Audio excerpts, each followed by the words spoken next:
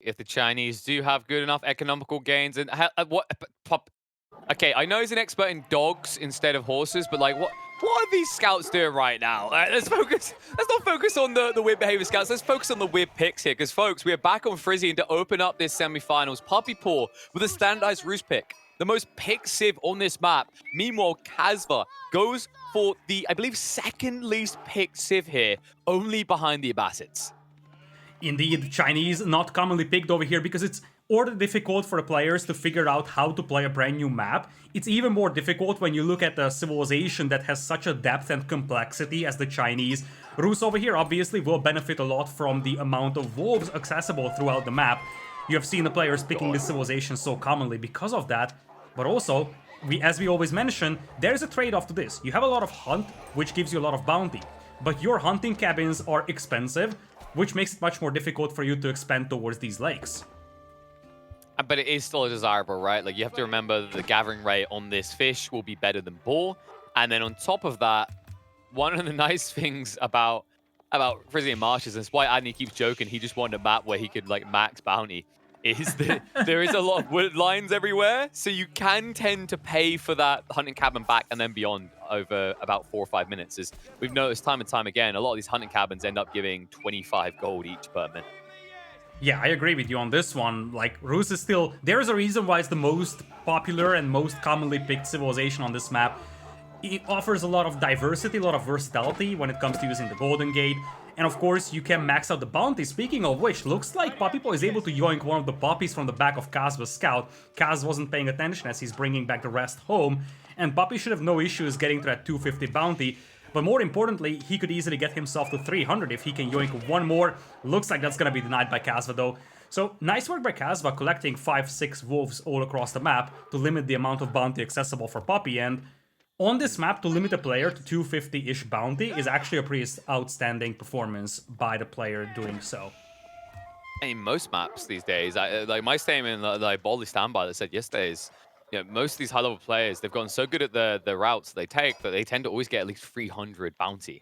And right now, PuppyPaw is below that mark, but there's still some area that has been unexplored. There's still opportunities, and he has a lot of sheep. Both of them do, in fact. Because you see from Kasva, this is brilliant for him because it means that this is going to be a long-term taxation point for him on the mill with the berries and the sheep. And we'll see him drop the bargain ahead of this, which will not only cover that, it'll also cover the gold and the berries beyond it. A really nice placement here. And I love that Kasva has the foresight to understand that because his goal is at the forefront of his base, PuppyPaw could raid there early on, and he can't be greedy and go for an Imperial Academy first. Look at how cheeky Kasva is. He is fully aware that that single villager cannot be killed by the scouts. He's gonna be like, okay, you come in here to harass me, I will just yoink 2 sheep. And of course, that's -2 sheep for PuppyPaw to work with, plus -10 bounty as well for Puppy. Now, am I seeing those villagers all evacuating the dance floor to stop the construction of the Barbican? That's actually frustrating for Kasva over here. He's gotta be slowed down with his Feudal Age progress. Yeah, it is annoying. Like, the scouts are adding up quite a lot of damage. It's interesting as well because something to keep in mind, whenever you're up against these early heavy cavalry civs, is scouts actually have a great leverage, and it's not via I will harass one villager. Something you can actually do, something you can test out in your games, is pretty effective, folks. It works even better for the French, is if you just chip away at these villagers down to around like 40 health, and then you have, say, 10 villagers at 40 health, when you move into your knights, they can 2-tap. They can charge in and kill. The reason this is even better for the French is because of the difference between you killing them after a charge and a hit. If you actually just hit each villager once with a scout, they're 2-hit killable by French knights without even needing a blacksmith. And although the damage for the early knights isn't as high, I believe it's 19 damage on regular strikes after the initial lance, if you, say, bring a villager down to 40 health, a knight from the Roost can still dive in 2-hit. Yeah, that's a great point indeed, and you don't really have anything else left to do with these scouts. You've scouted the map, you've collected the hunts, might as well do some damage and set yourself up to a position where you can potentially make it easier for yourself to get that kill with those early knights. Now, looks like PuppyPaw is going to play a defensive game, as Core pointed out to us. He's at 370 bounties, so he has gotten up to respectable numbers, but he's not moving out towards a boar, or at least I didn't see him doing so, and so far, he's just now dropping the first stable out there. Indeed, no boar pull either. Very passive early game over here. Something that we didn't see a lot of before. Like, initially, from what we have seen yesterday, the players were a lot more aggressive towards the shorefish. And once again, you know, this can be debated, as Score is showing us, and there's going to be a second town center play for PuppyPaw. One can debate whether the amount of sheep is a little too excessive on this map, and whether there should be, you know, less sheep to incentivize the players move out for the short fish more. But it looks like PuppyPaw is going to place his second TC on the fish. I think Mista has done this yesterday, but correct me if I'm wrong on that. I believe he was one of the players who did do it. But you could get, I think you can get a double pond there on the north side. Like, you might be able to sneak a TC between the two, which would be even better. I was just thinking about my maths that I've done for the early nights. I know for the French nights you can do the 2-hit with the scout. I think actually Rus early nights do have enough damage that if you 1-hit each villager, you'll be able to like kill 50 health villagers in 2 hits. So I just wanted to highlight that because I want to see people experiment with that. Let me know how it goes in your pub game. So I think it's actually like when we start nitpicking, when we get the nuances of Age of Empires, which we're reaching that point, how long it's been out, it's the type of things that are going to make and break games. And right now, PuppyPaw is trying to break the game by trying to find a way that scouts can mate in the field to create more scouts. I've got bad news for you folks. It doesn't work that way. So he'll just back away from attempting it. Indeed, second town center on the way here for PuppyPaw. He's also adding a horseman here right at the beginning, so no early night opening from him. He just wants to establish some map presence. Whereas on the other side, Kasva just adding a couple of spearmen. It looks like he's also working towards a second town center, but obviously he's gonna have the upside of using Song Dynasty, which is something that he hasn't gone for yet, I believe. He's still in Tank Dynasty. Looks like it's going to be Fast Castle first and then Song Dynasty, or he's just lacking the tax gold. Both of those could be options over here. If he feels like he has a better result with just sort of playing this Fast Castle, then that is something that you can justify as well. Looks like he's going for eco-focus though. If you want to focus on your eco, you prefer to go for the Song Dynasty here because you're gonna have the villager boost. But if you're afraid that you're gonna get overrun by Castle Age units, you can contemplate going for second TC Fast Castle and only then dropping the Song Dynasty.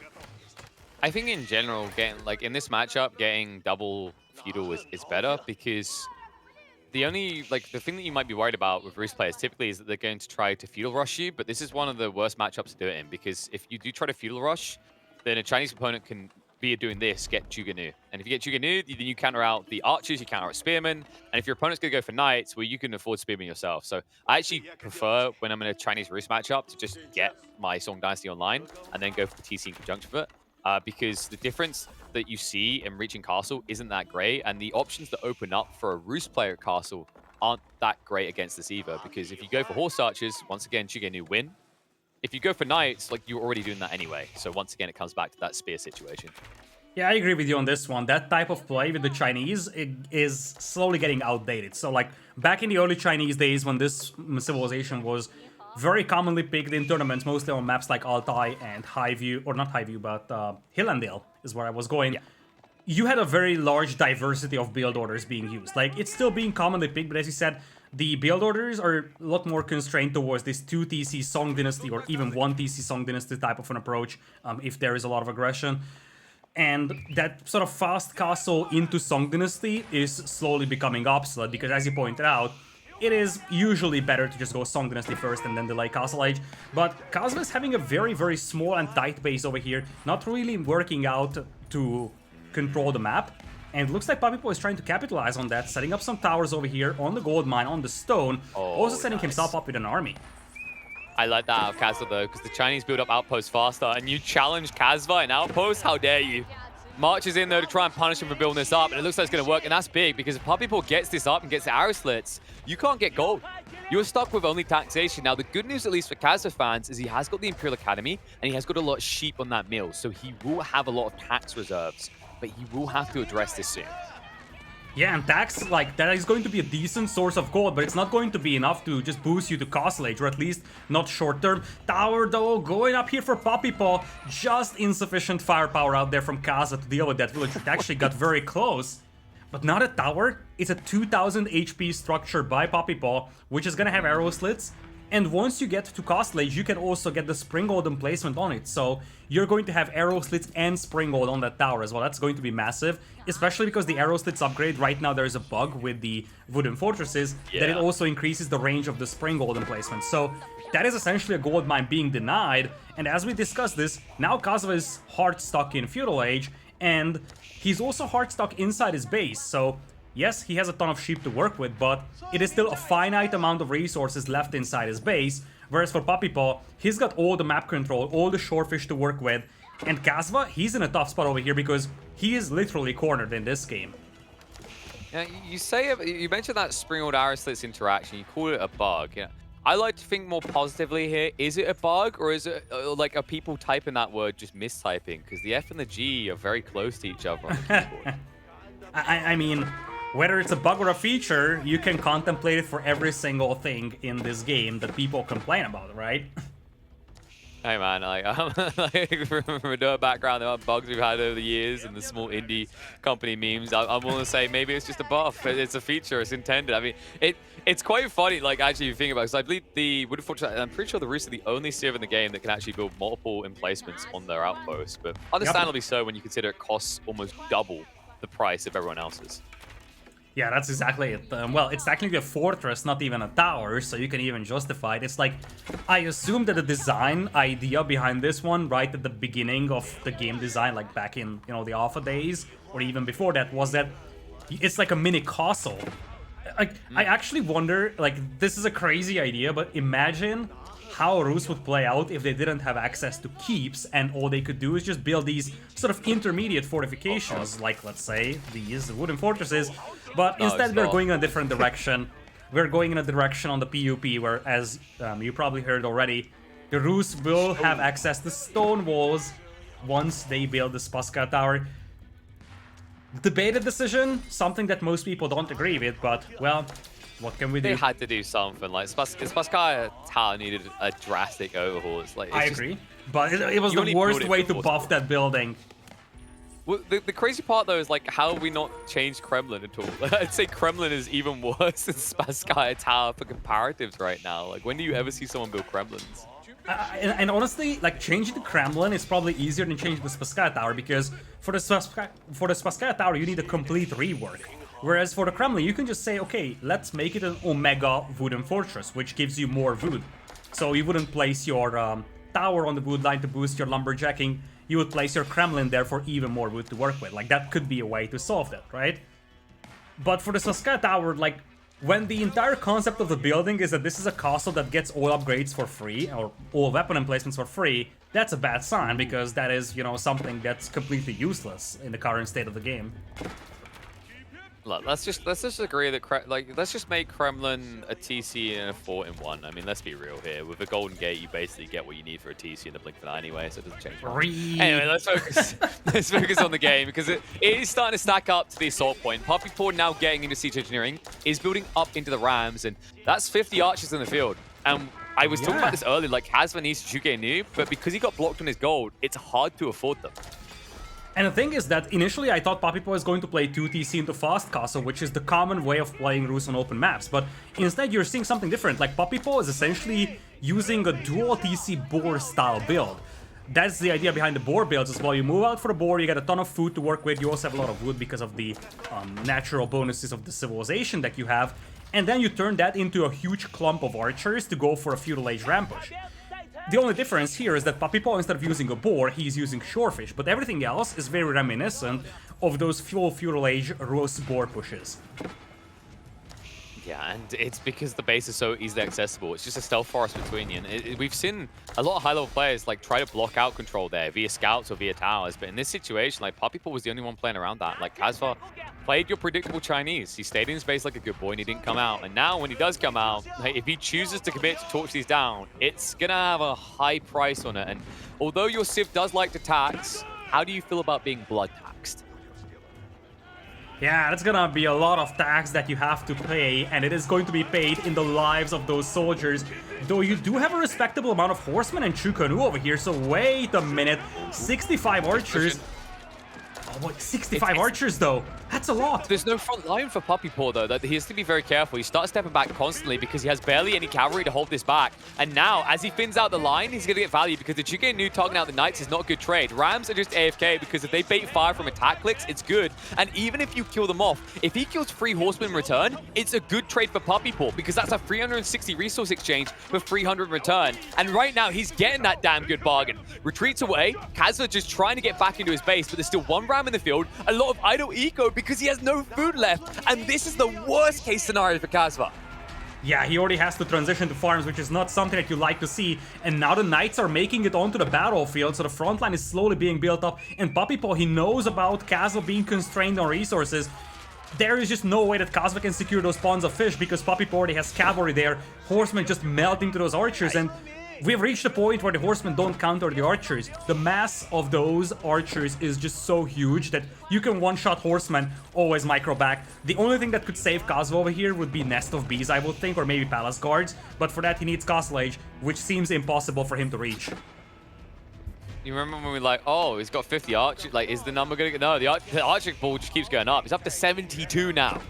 And all these outposts, all the outposts in the world is not going to protect Kasva because, like, you're reaching a point where he could build 3 rams at the same time. You're reaching a point where the Chige Nu can't answer, and it still comes down to that gold. Like, it's crazy to think, like, could this game have looked different if Kasva could have snuck out into a gold line? Possibly, because that's his limiting factor. Imagine that fight if Kasva has, say, 30 Chige Nu. I actually think he can get rid of enough of these archers that PuppyPaw can't keep up this pressure. But if buts, and maybes, right? Instead, the only thing I'm seeing in this game is PuppyPaw racing towards PopCap, and he'll do so likely with 100 archers in the field. Just think about the brutality of the fact that you're looking at a 17-minute game where a Rus player is reaching PopCap in Feudal Age, having more army than villagers. I think this might be a first to me. I have seen a lot of archers in my life from Rus, but this might be the first time where you have more archers on the battlefield for a Rus player than actual villagers, and both of those numbers are above like 50, so it's not like you have 2 archers and 1 villager. You have 83 archers on the battlefield and only 82 villagers.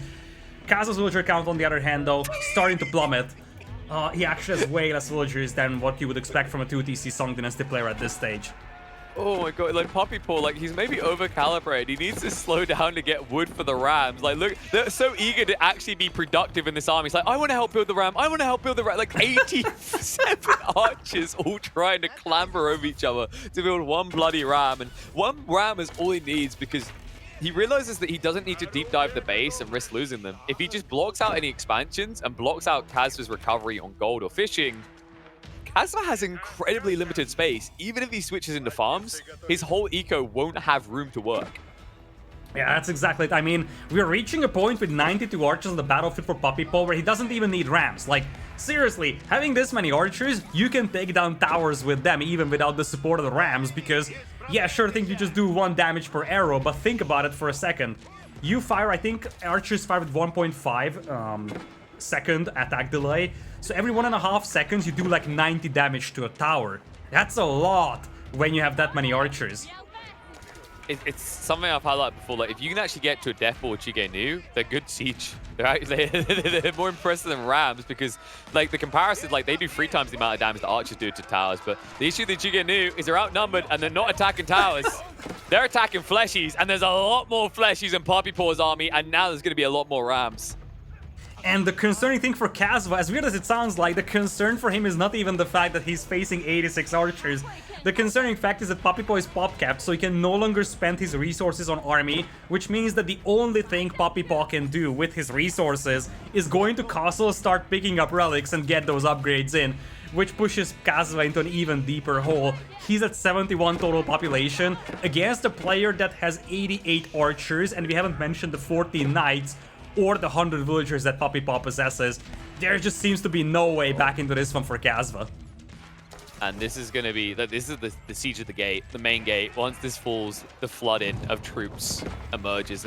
And although there are no walls, the proverbial wall is this Barbican. Once it is gone, you are in trouble. PuppyPaw, by the way, is now ready to tech up in his pop cap. He has no reason to stop. He has no reason to let up on his aggression. He's making his way up the Abbey of Trinity, and I would not be surprised if Kasva waves the white flag as soon as he gets confirmation on Castle. I mean, at this point, I wouldn't be surprised if he waves the white flag any moment, because you have 90 archers standing right next to your town centers, and with the Barbican gone, as you said, now you have those rams pushing in there. You can start burning down those houses, making Kasva's life even more difficult. But Castle Age is in for PuppyPaw, and with that, all the hopes of Kasva are probably shattered. Looks like he is, okay, he's tapping out. There we go. He thought twice about that, but there is just no way back into this one. PuppyPaw, using all the food that he gets, turns it into just pure archers, and in many ways, we have seen a Rus boar build without the boar. How much food is that? 15,000 for PuppyPaw, 12,000 wood. combined 27,000 resources in a 20-minute long game, as compared to Kasva having a combined number of about 17,000 food and wood. Almost double the resources gathered over here for PuppyPaw on the food and wood department. Massive advantage in that department, turns it into all army, and never lets Kasva leave his base. This is the power, though. This is the power, Lidakor. This is the importance of playing mid-map. This is a prime representation of exactly that. One player was able to get there, the other wasn't. And the reason it's such a big difference is because not only is the shoreline fish gathering rate so phenomenal up at 1 food a second, but also it allows PuppyPaw to have less people on food and more people on wood. This is incredibly beneficial for the Roost.